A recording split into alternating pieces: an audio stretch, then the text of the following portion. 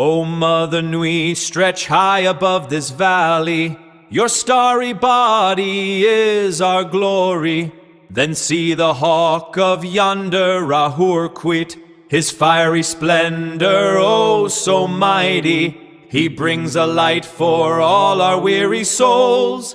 He makes the broken spirit whole.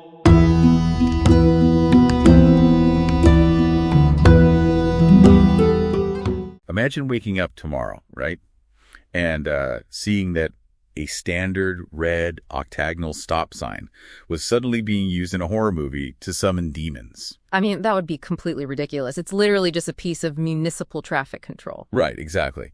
But if Hollywood puts, enough creepy lighting and a terrifying soundtrack over it, that perfectly mundane shape suddenly becomes terrifying. And, well, that basically brings us to our mission for today's deep dive. We are taking the pentagram, that continuous five-pointed star dripping with satanic panic baggage, and we were just stripping all of that away. Because for you to truly understand this symbol, we really have to look at its actual 5,000-year history of structure, biology, and, absolute mathematical perfection. Yeah, and to really grasp this, we have to travel way back to ancient Sumer, around 3500 BCE, where the pentagram was essentially used as, well, a primitive GPS. Wait, hold on. How does the star shape help you navigate? So it's all about celestial mechanics.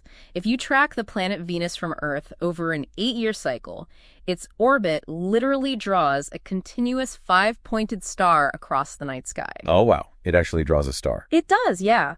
And because this astronomical pattern was just so incredibly predictable, ancient travelers could actually rely on those points for orientation. Okay, so it started out as an astronomical map. But didn't ancient scholars eventually get obsessed with the actual math of that shape, too? Oh, absolutely they did. If you jump to around 500 BCE, you have the Pythagoreans. They were this secretive Greek math cult. Right, the triangle guy. Exactly, the triangle guys. Well, they noticed that if you look at the intersecting lines of the pentagram, every single line divides the others perfectly into the golden ratio, which is a mathematical constant of roughly 1.618. I remember reading about the golden ratio. Isn't that the same math sunflowers use to pack their seeds really tightly together without wasting any space? Yes, it is the exact same natural code. The Pythagoreans actually used the pentagram as a covert symbol for health, because to them, health wasn't just the absence of disease. What was it then? It was perfect geometric proportion.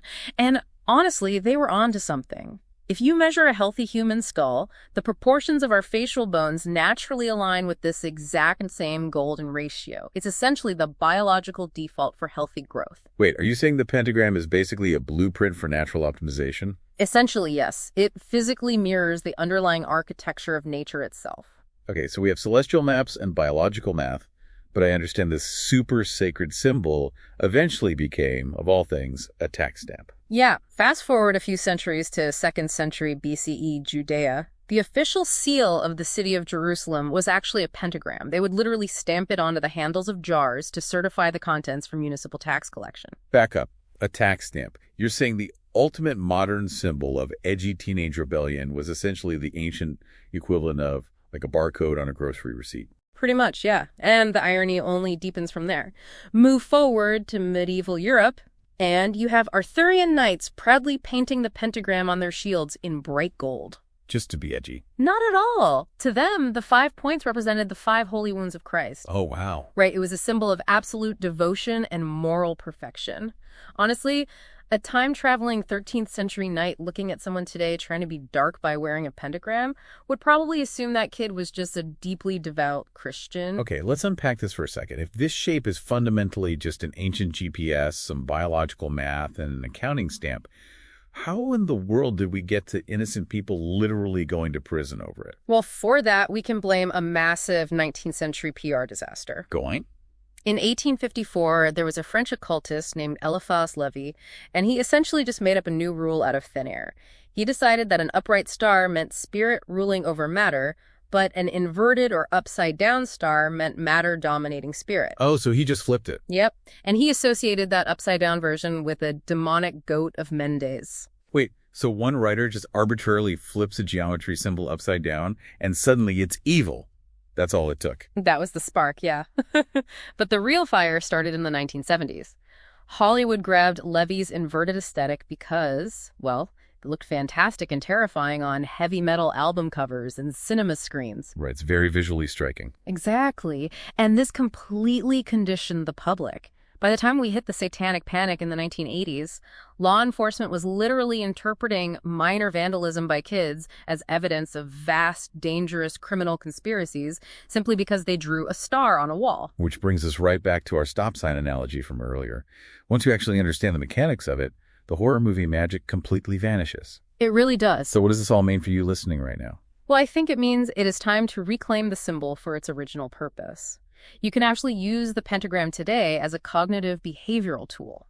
Kind of think of it as a mental checklist. Really? How does that work practically? So, before making a major life decision, you mentally tap the 5 points to align yourself.